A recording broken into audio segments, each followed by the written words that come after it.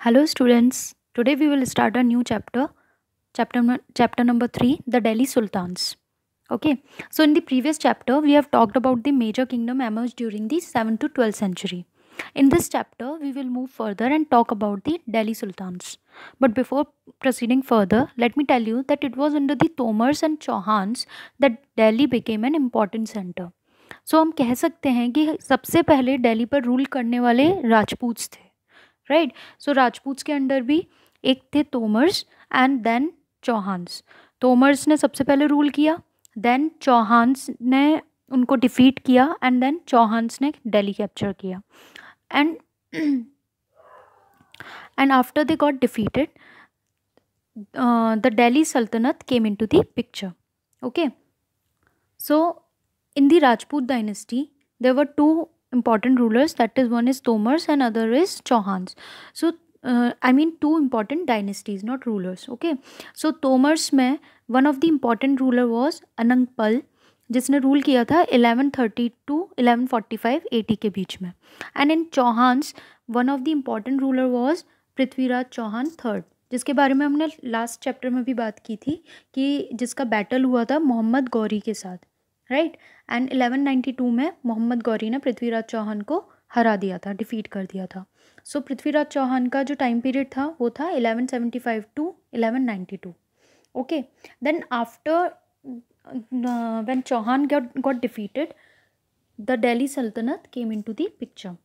सो जब तोमर्स एंड चौहान्स थे, जब उनके टाइम पर जब दिल्ली एक इम्पॉर्टेंट सेंटर बना हुआ था, उस टाइम कुछ कॉइन्स भी चल रहे थे, कॉइन्स का यूज़ हो रहा था, जो कॉइन्स को हम कहते हैं दिल्ली वाल। मतलब तोमर्स और चौहान्स के टाइम पर जो कॉइन्स यूज़ किए जा रहे थे उन कॉइन्स का नाम था Dehliwal. Okay, they were in a wide circulation, they were used as a मतलब उनको अच्छे से उस टाइम ट्रेडिंग के रूप में यूज़ किया जा रहा था in the form of exchange of money. Then in the beginning of 13th century the transformation of Delhi into a capital started with the foundation of the Delhi Sultanate. So 13th century के start होते होते जो दिल्ली था उसने एक major difference देखना शुरू किया। मतलब दिल्ली का एक ट्रांसफॉर्मेशन होना शुरू हुआ into a capital started with the foundation of Delhi सल्तनत। मतलब 13th सेंचुरी में हमारा दिल्ली सल्तनत ने फाउंडेशन रखनी स्टार्ट कर दी थी। फाउंडेशन मतलब होता है किसी भी चीज़ की नींव रखना, ठीक है, कि उसका बेस स्टार्ट होने लगा था। दिल्ली सल्तनत फाइनली एक अपना एग्जिस्टेंस लेने लगी थी, ठीक है। Then the Delhi sultans built many cities in the area that we now know as Delhi. Basically उससे पहले क्या था, जब तोमर्स और चौहान्स रूल कर रहे थे उस टाइम दिल्ली अपने आप में बहुत बड़ा उतना बड़ा एरिया नहीं कवर कर रहा था। एंड ऐसा है, यही चीज़ दिल्ली सुल्तान्स के स्टार्टिंग में भी देखी गई, मतलब दिल्ली सल्तनत के स्टार्टिंग में भी देखी गई। दिल्ली सल्तनत में 5 मेजर डायनेस्टीज़ वर देयर। तो स्टार्टिंग की कुछ डायनेस्टीज़ ने ऐसा नहीं है कि बहुत सारा एरिया कैप्चर किया हुआ था, धीरे धीरे इन लोगों ने अपना एम्पायर स्प्रेड किया। बट फिर भी दिल्ली सल्तनत के अंडर में जो बहुत सारी डिफरेंट सिटीज़ थी अलग अलग जगह पे जो स्प्रेडेड थी दिल्ली के आसपास, वो एक टाइम के बाद वो पूरा का पूरा एरिया एक सिटी में माना जाता था, दैट इज़ दिल्ली, ठीक है। So let us see the picture of Delhi Saltanat, that is chart of Delhi Saltanat, कि दिल्ली सल्तनत में क्रोनोलॉजिकल ऑर्डर में किस किस रूलर ने रूल किया, कौन कौन सी डायनेस्टीज़ आई। So there were the first dynasty was known as slave dynasty, ठीक है। यहाँ पर जो हम पढ़ रहे हैं early Turkish rulers, they were actually the rulers belonging to the slave dynasty. अब इसका नाम स्लेव डायनेस्टी क्यों है? बिकॉज जब मोहम्मद गौरी, आपको मैंने बताया था कि पृथ्वीराज चौहान को मोहम्मद गौरी ने हराया, ठीक है। बट एक चीज़ थी, मोहम्मद गौरी जो था वो उसने अपने आप को स्टैब्लिश नहीं किया था इंडिया में। वो आता था, लूटता था, बैटल्स अगर होते थे तो बैटल्स फाइट करता था, बट फिर वो अपनी जगह अपने अफ़गान में चला जाता था। बट जब वो 1206 में जब वो when he was died in 1206, उसका जो स्लेव था कुतुबुद्दीन ऐबक, उसने अपने आप को एज अ रूलर डिक्लेयर कर दिया एंड तब से उसने एक दिल्ली सल्तनत की फाउंडेशन रखी, राइट। सो इसलिए फर्स्ट रूलर जो है वो कुतुबुद्दीन ऐबक है। दैट इज़ फ्रॉम 1206 टू 1210 उसने रूल किया था। उसके बाद आया इल्तुतमिश। इल्तुतमिश वॉज बेसिकली कुतुबुद्दीन ऐबक का वो सन इन लॉ था। सो देन उसके बाद इन लोगों ने हेरिडिटी वाइज स्टार्ट किया। बट अगर हम फर्स्ट रूलर की बात करें, he was a slave to Mohammad Ghori, right. Then Qutbuddin Aibak, यहाँ पर हम देखेंगे कि ये सब जितने भी रूलर्स हमें शो हो रहे हैं इस पिक्चर में, ये सब इंपॉर्टेंट रूलर्स में से आते हैं। जैसे Qutbuddin Aibak was the first ruler in slave dynasty. Then Iltutmish की डॉटर थी रज़िया, एंड रज़िया के बाद गयासुद्दीन बलबन। अगर आप नोटिस करो तो there is a difference in the years. जैसे रज़िया सुल्तान ने रूल किया था 1236 टू 1240 में। देन उसके बाद हमें सीधे गयासुद्दीन बलबन का रूलिंग टाइम दिया हुआ है 1266 टू 1287। सो बीच में ऐसा नहीं है कि रूलिंग नहीं थी, ठीक है, तब भी अलग अलग रूलर्स रूल कर रहे थे। बट एक्चुअली उनके बारे में, वो इतने इंपॉर्टेंट रूलर्स में से नहीं आते, दैट्स वाई हम उनके बारे में इसलिए नहीं पढ़ रहे। सो हम जैसे जो टर्किश रूलर्स में थे, 4 रूलर्स वर इम्पॉर्टेंट। देन आई खलजी डायनेस्टी में first ruler was Jalaluddin Khilji and then Alauddin Khilji, ठीक है। अलाउद्दीन खिलजी, अगर आपने मूवी देखी हो पद्मावत, तो उसमें अलाउद्दीन खिलजी का जो रोल प्ले किया है रणवीर सिंह ने प्ले किया है। सो आप वहाँ से भी काफ़ी कुछ आइडिया ले सकते हैं। बट डेफिनेटली मूवीज़ में सारी चीज़ें रियल नहीं होती, सारी चीज़ें सच नहीं होती, क्योंकि मूवीज़ को थोड़ा बहुत इंटरेस्टिंग बनाने के लिए थोड़ा बहुत मोल्ड भी किया जाता है स्टोरीज़ को, ठीक है। देन तुगलक डायनेस्टी में Ghiyasuddin Tughlaq, Muhammad Tughlaq, Firoz Shah Tughlaq were the important rulers. Then Sayyid dynasty आई, उसमें Khizr Khan was the important one. And then Lodhi dynasty, जिसमें Bahlol Lodhi was the ruler, जिसने लोधी डायनेस्टी की फाउंडेशन रखी थी, राइट। सो वी विल यहाँ पर हम इस चैप्टर में बेसिकली 3 रूलर्स के बारे में स्पेशली पढ़ेंगे। One is Razia, then Alauddin Khilji and Mohammad Tughlaq, okay. अच्छा, रज़िया सुल्तान जो हैं, अगर आपने नोटिस किया हो तो she is the only women in this chart. पूरे चार्ट में this is the only name जो एक विमेन को रिप्रेजेंट कर रहा है, राइट। सो बेसिकली उसके बारे में हम अभी जानते हैं। पहले जानते हैं कि हमें दिल्ली सुल्तान्स के बारे में पता कैसे चला, ठीक है। सो दिल्ली सुल्तान्स के बारे में जैसे कि हमने पहले भी पढ़ा है कि जो सोर्सेज होती हैं वो कौन कौन सी सोर्सेज होती हैं। इंस्क्रिप्शन होते हैं, कॉइन्स होते हैं, आर्किटेक्चर, तवारिक। यहाँ पर एक नया टर्म हमें देखने को मिला, that is tawarikh is also the source of information for the sultans of Delhi. So basically inscription, coins, architecture, ये सब हमें पता है। अब तवारिक क्या होता है? Tawarikh is a plural term and इसका अगर हम सिंगुलर टर्म पढ़ें तो वो होता है तारीख, ठीक है। सो तवारिक इज़ बेसिकली ये एक एडमिनिस्ट्रेशन जो एडमिनिस्ट्रेटर होता है उसके अंडर लिखा जाता है। ये बेसिकली आपको उस टाइम के बारे में जो भी चल रहा था, ठीक है, उस टाइम जो भी रूलिंग चल रही थी, जो भी इवेंट्स चल रहे थे, तो ये उनके बारे में लिखते थे। बेसिकली जो ऑथर्स थे तवारिक के, वो काफ़ी लर्न मैन माने जाते थे। जैसे कि जो रूलर है, सुल्तान्स हैं, जैसे सुल्तान, एक तो सुल्तान वर्ड जो है वो बेसिकली रूलर को ही डिपिक्ट करता है, ठीक है। और यहाँ पर ये क्योंकि अफ़गान के थे तो हम इसलिए इनको सुल्तान के वे में सुल्तान की तरह रिप्रेजेंट कर रहे हैं। सो जो सुल्तान थे उनके अंडर जितने भी सेक्रेटरीज या एडमिनिस्ट्रेटर्स, पोएट्स, कोर्टियर्स, ये जितने भी लोग वर्क कर रहे थे, मीन्स जो लर्न मैन थे, वो सब तवारिक लिखते थे, ठीक है। तो वो क्या करते थे, वो इवेंट्स को ध्यान में रखते हुए ये जो रूलर है, जो मेन सुल्तान है, उसको एडवाइस करते थे कि how he have to rule, what policies he have to make, या फिर क्या गवर्नेंस है उनको उसको फॉलो करनी चाहिए। तो क्योंकि वो लर्न मैन होते थे तो वो ये सब चीज़ें किंग को या सुल्तान को अक्सर वो अपने ओपिनियंस शेयर करते थे, ठीक है। सो तवारिक जो थे, अच्छा एक चीज़ और, तवारिक जो थे, अगर हमें हम नोटिस करें तो ये बेसिकली सिटीज़ में ही रहते थे, मेनली दिल्ली में, ठीक है। सो इनका विलेज से रिलेटेड लिखना, मतलब अगर हमें तवारीख कुछ मिला है कि तवारीख ने लिखा है, तो हमें उस टाइम का रूलर इंडिया कैसा था हमें उसके बारे में इतना नहीं पता चलेगा उससे। इनफैक्ट हमें सिटीज़ की लाइफ कैसी थी हमें उसके बारे में ज़्यादा पता चलेगा, क्योंकि वो सिटीज़ में ही रहते थे। देन वो अक्सर हिस्ट्रीज़ लिखते थे सुल्तान के ऊपर, और वो उसमें अच्छा ही कुछ लिखते थे, क्योंकि अल्टीमेटली सुल्तान जो था वो उनको अच्छे अच्छे रिवॉर्ड्स भी देता था। तो इसलिए वो थोड़ा सा उनकी जो बायस्ड होती थी, जो वो लिखते थे तवारीख, वो बायस्ड होती थी। मतलब वो ये सोचते हुए लिखते थे कि अगर हम कुछ ऐसा लिखें जिससे कि हमारा सुल्तान हमसे खुश हो और हमें रिवॉर्ड्स दे, है ना। और ये अक्सर सुल्तान, ये जो ऑर्थर्स होते थे, ये अक्सर सुल्तान को एडवाइस करते थे। जैसे कि उनका एक मेन इम्पॉर्टेंट एडवाइस मानी जाती थी, they used to advise rulers on the need to preserve birth right and social distinction. Means वो उन्होंने एक जो आइडियोलॉजी लोग हमेशा से फॉलो करते आ रहे थे, दैट इज़ बर्थ राइट और जेंडर डिस्टिंक्शन।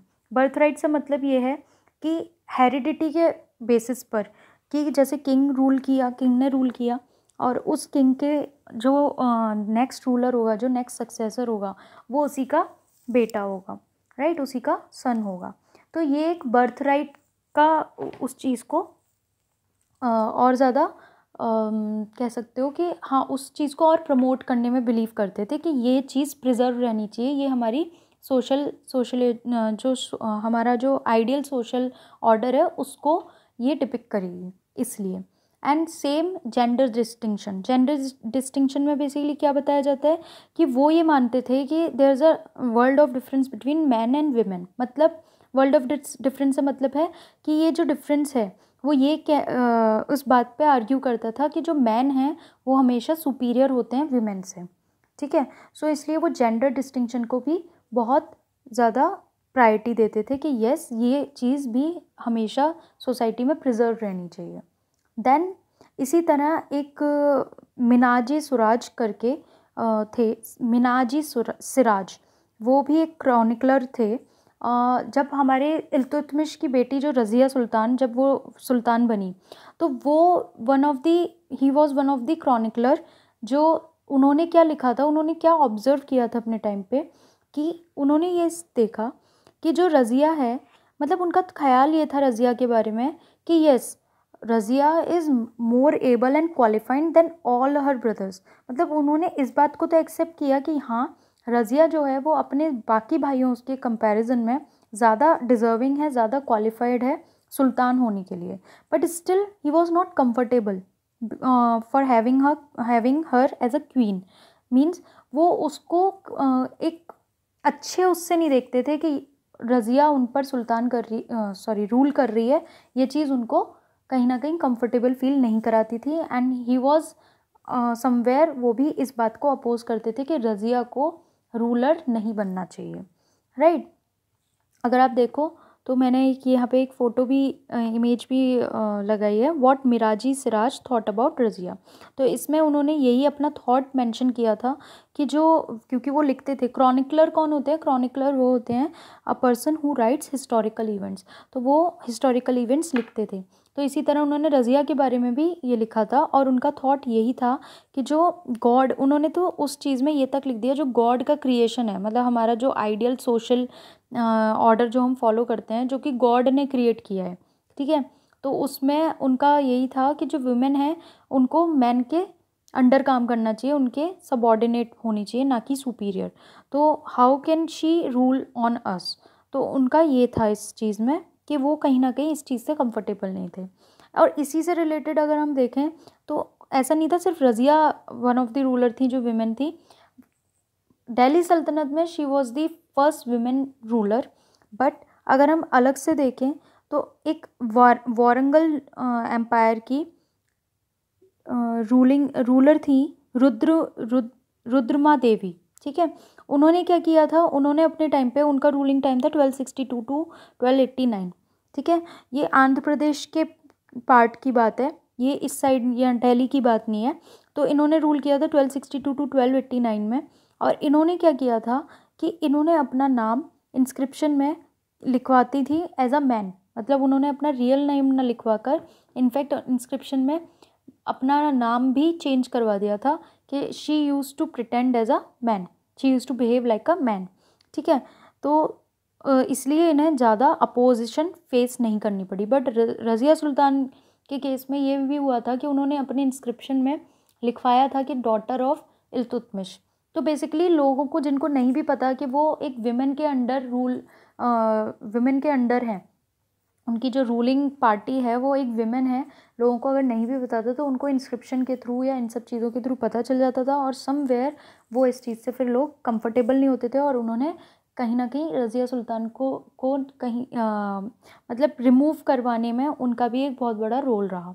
ठीक है, तो इसलिए रज़िया सुल्तान इतनी एबल और इतनी डिज़र्विंग होने के बावजूद सिर्फ 4 ईयर्स ही रूल कर पाई थी। देन एक इसी तरह एक और रूलर थी, क्वीन थी कश्मीर की, जिनको हम दिद्दा के नाम से रिप्रेजेंट करते थे। दिद्दा बेसिकली एक टर्म दीदी वर्ड से ही आता है, उसका रूट वर्ड जो है वो दीदी है। बट जो दिद्दा है ये अपने आप में एक एल्डर सिस्टर को डिपेक्ट करता था, लेकिन स्टिल लोग जो थे वो दिद्दा कह के बुलाते थे उस क्वीन को। ठीक है, उन्होंने रूल किया था 980 to 1003 में। सो रज़िया सुल्तान जो थी वो सुल्तान बनी, मतलब वो क्वीन बनी, रूलर बनी, and then she was remove from the throne in 1240। Then the expansion of Delhi सल्तनत। इसमें क्या होता है, जो दिल्ली में जितनी भी अथॉरिटी थी वो उस टाइम मंगोल इन्वेजन्स के थ्रू चैलेंज की जा रही थी। मंगोल्स इन्वेजन मतलब ये मंगोल जो थे ये अफ़गानिस्तान से ही बिलोंग करते थे, और इन्होंने अटैक करना शुरू कर दिया था, या ये कहीं ना कहीं बार बार दिल्ली पर अटैक करते हुए चैलेंज कर रही थी दिल्ली की अथॉरिटीज़ को। और जो जितने भी गवर्नर्स भी थे जो ऑलरेडी दिल्ली में एज अ गवर्नर रूल भी कर रहे थे, जो सुल्तान के अंडर डिफरेंट गवर्नर्स थे, तो वो भी कभी कभी रिबेल कर जाते थे सुल्तान की किसी न किसी वीकनेस की वजह से, या किसी न किसी उनकी कमज़ोरी का फ़ायदा उठाते हुए वो रिबेल कर देते थे।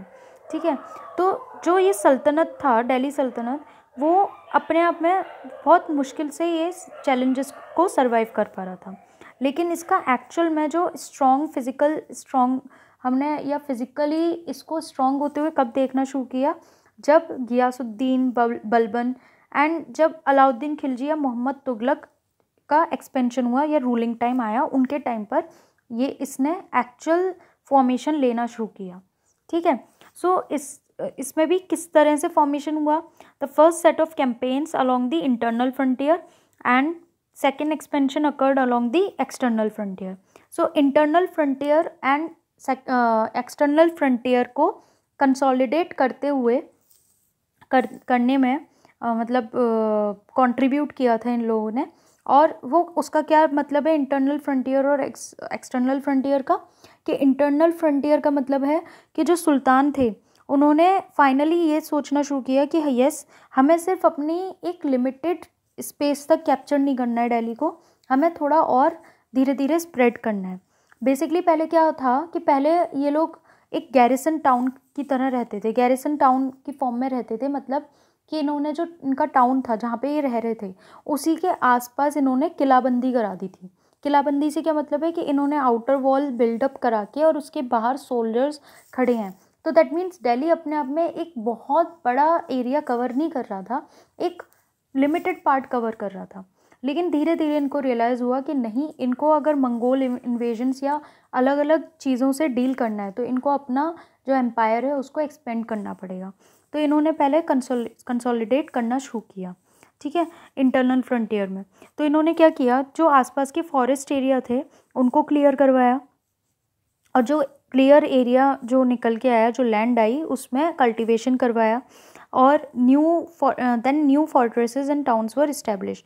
फोर्ट्रेसेस से मतलब है कि और मिलिट्री का और स्ट्रॉन्ग होल्ड वहाँ पे इन्होंने स्प्रेड करवाया, और नए नए टाउन्स भी इस्टेब्लिश करवाया। लेकिन वो सब चीज़ें इनके ही अंडर आ रहा था। पहले क्या था कि जो आसपास के टाउन्स थे वो इनके अंडर नहीं आ रहे थे, लेकिन नाउ इन्होंने स्पेशली इन सब चीज़ों पर अपना ध्यान दिया कि नहीं, हमको इसी चीज़ में एम्पायर को स्प्रेड करना है और एक्सपेंड करना है, और इस तरह से उन्होंने नए टाउन्स भी बनवाए एंड दिल्ली का एम्पायर स्प्रेड किया। ठीक है। एंड एक्सटर्नल फ्रंटियर से क्या मतलब है कि उन्होंने सिर्फ दिल्ली या सिर्फ नॉर्दर्न इंडिया की तरफ ही अपना ध्यान नहीं दिया, उन्होंने इनफैक्ट साउदर्न इंडिया की तरफ भी एक्सपेंशन करना शुरू किया। ठीक है। जैसे कि अलाउद्दीन खिलजी के टाइम पर स्पेशली एंड मोहम्मद तुगलक के टाइम पर स्पेशली ये चीज़ देखी गई कि इन लोगों ने साउदर्न इंडिया तक अपना रूलिंग जो है उसको स्प्रेड किया। इन्होंने इनके जो आर्मीज़ थी उन्होंने elephants, horses, slaves, metals, precious metals, इन सबको कैप्चर भी करना शुरू किया, जिसकी वजह से ये लोग और स्ट्रॉन्ग होते गए। तो internal frontier and external frontier में यही था कि कहीं ना कहीं उन्होंने अपना नॉर्दर्न पार्ट जो था उसको स्प्रेड किया, उसको स्ट्रॉन्ग बनाया, वहाँ पर आर्मी को और ज़्यादा बढ़ाया।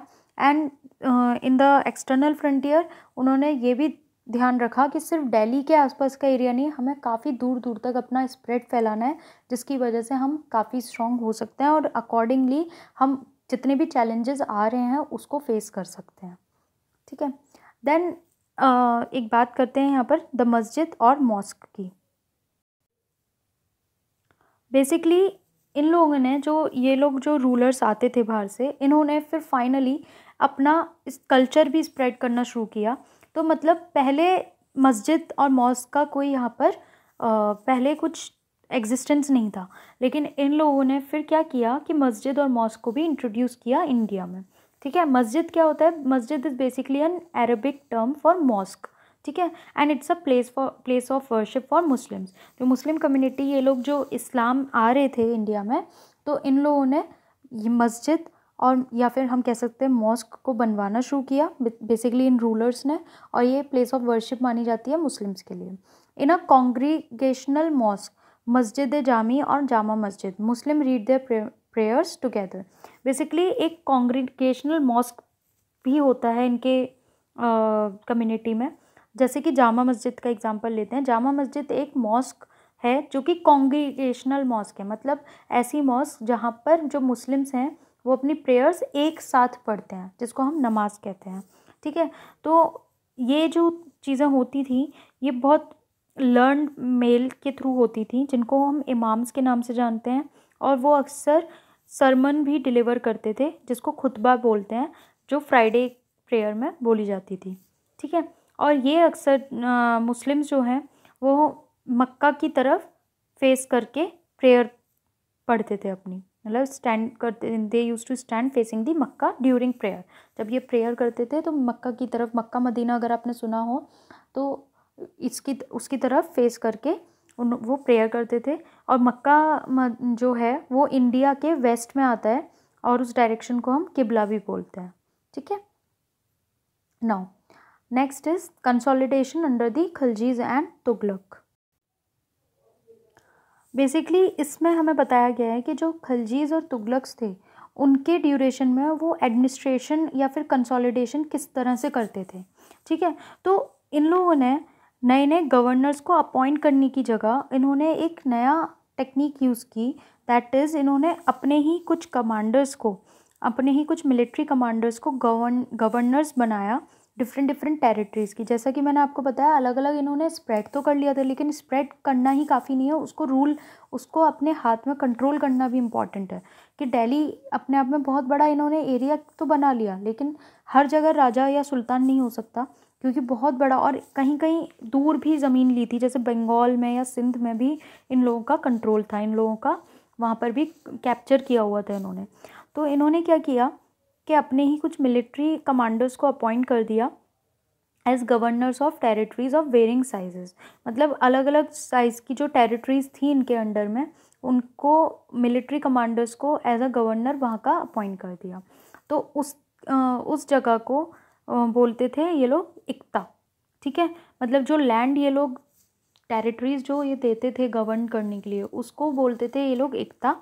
एंड जिन जिन कमांडर्स को जो जगह मिलती थी, उन कमांडर्स को बोला जाता था इक्तेदार या फिर मुक्ति। Then Large parts of the subcontinent remained outside the control of the Delhi Sultans. It was difficult to control distant provinces like Bengal from Delhi. जैसा कि मैंने अभी आपको बताया था कि बहुत सारे पार्ट्स इन्होंने कंट्रोल तो किए हुए थे, लेकिन स्टिल वो मतलब कैप्चर कर लिए थे, लेकिन कहीं ना कहीं कंट्रोल नहीं कर पाते थे क्योंकि वो दूर थे. तो इनके लिए कंट्रोल करना थोड़ा मुश्किल हो रहा था.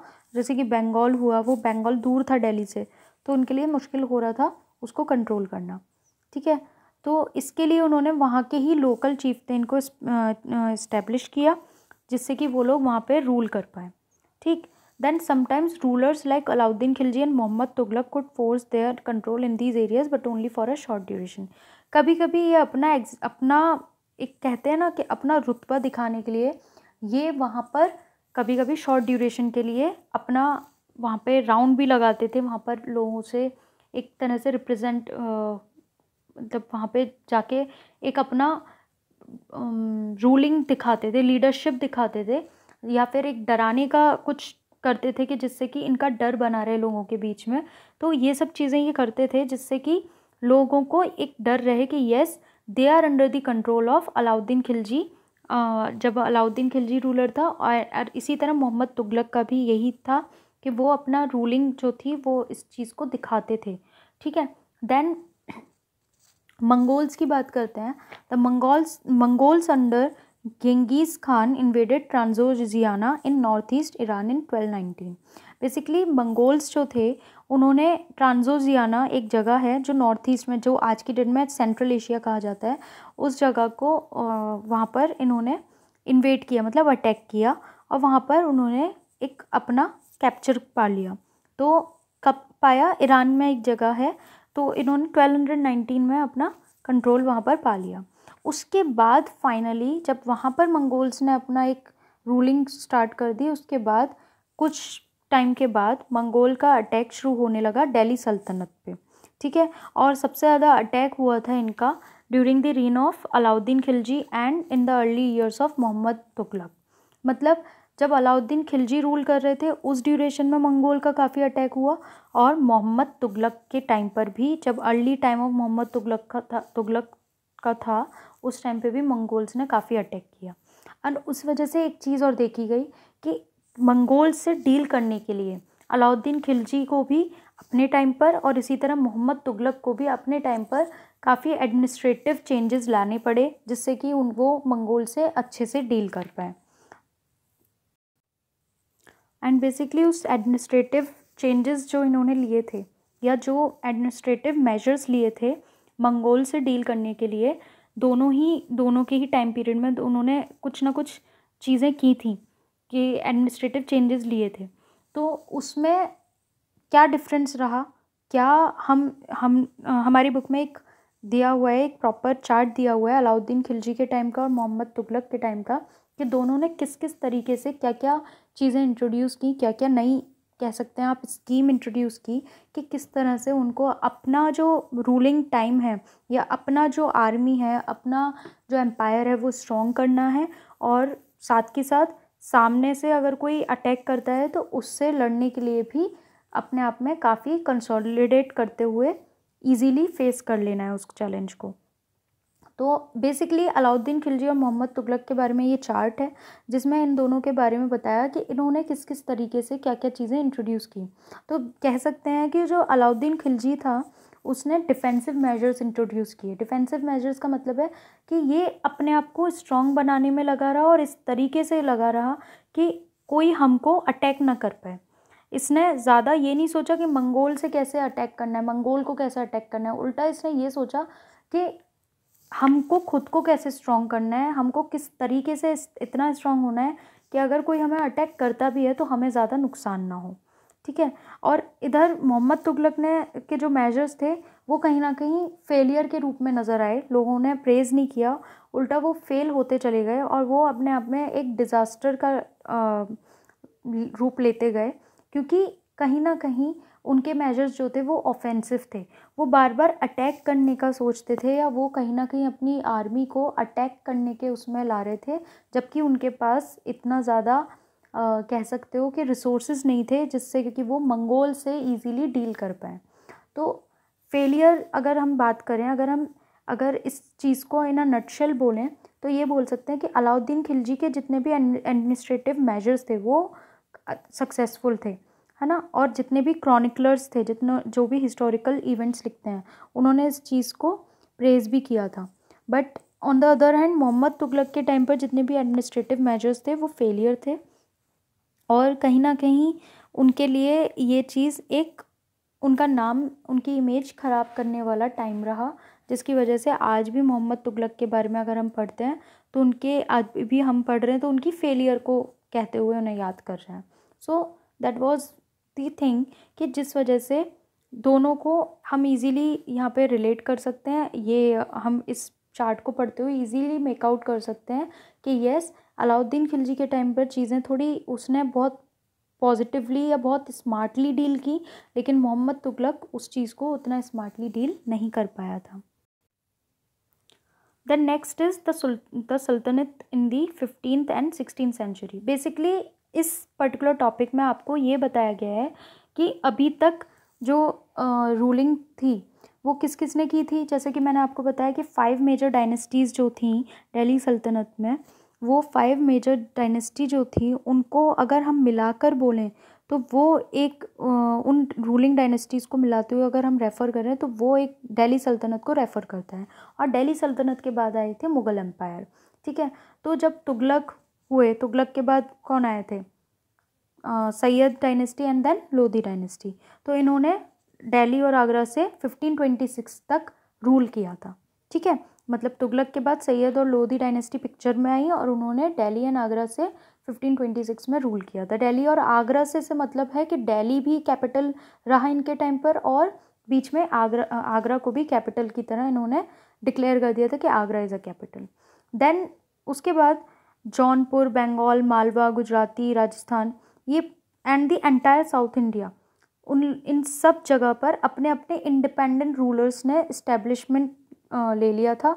They were actually established like a like these rulers were these whole Jaunpur, Bengal, Malwa, Gujarati and the entire South India, all these places had an independent rulers who established flourishing states and prosperous capitals। ये जितने भी जगह मैंने आपको बताई, ये सब जगह पर अपने अपने इंडिपेंडेंट रूलर्स थे जिन्होंने अपनी स्टेट्स को काफ़ी अच्छा प्रॉस्परस वे में इस्टेब्लिश किया हुआ था, ठीक है।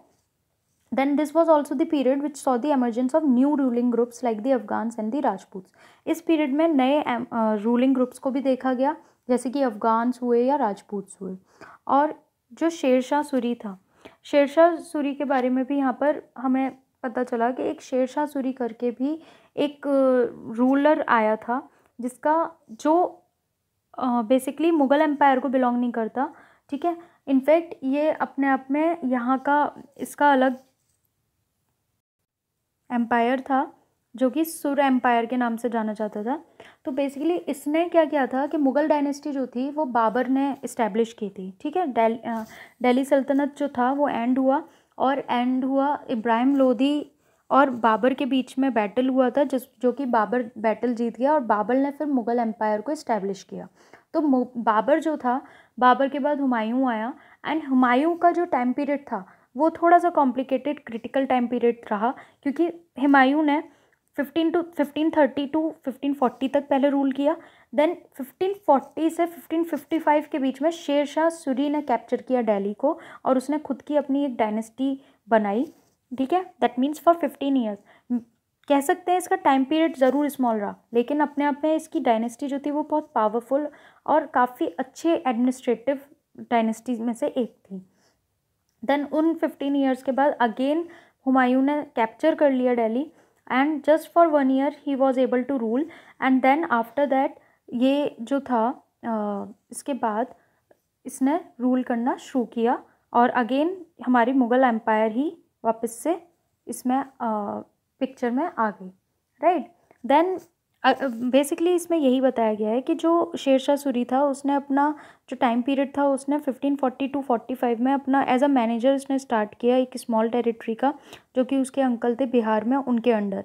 एंड देन धीरे धीरे उसने मुगल्स को चैलेंज किया, डिफ़ीट किया, जो कि मैंने बताया हुमायूं, और उसने अपना अपना खुद का एम्पायर इस्टेब्लिश किया। And after that again Mughal empire ने अपनी जगह बनाई और अगेन उन्होंने काफ़ी टाइम तक रूल किया, जो कि हम आगे के चैप्टर्स में पढ़ेंगे।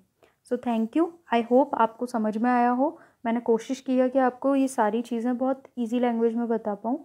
सो आपको बस कुछ नहीं करना है, आपको एटलीस्ट 3 to 4 टाइम्स ये वीडियोस देखनी है और साथ के साथ नोट्स बनाने हैं। जब आप ऐसा करोगे, आप इजीली इस चैप्टर को इजीली अपने आप से माइंड में आपको बहुत सारी चीज़ें स्टोरी फॉर्म में याद रहेंगी। सो आई होप आपको अच्छा लगा हो। फिर मिलते हैं नेक्स्ट वीडियो में।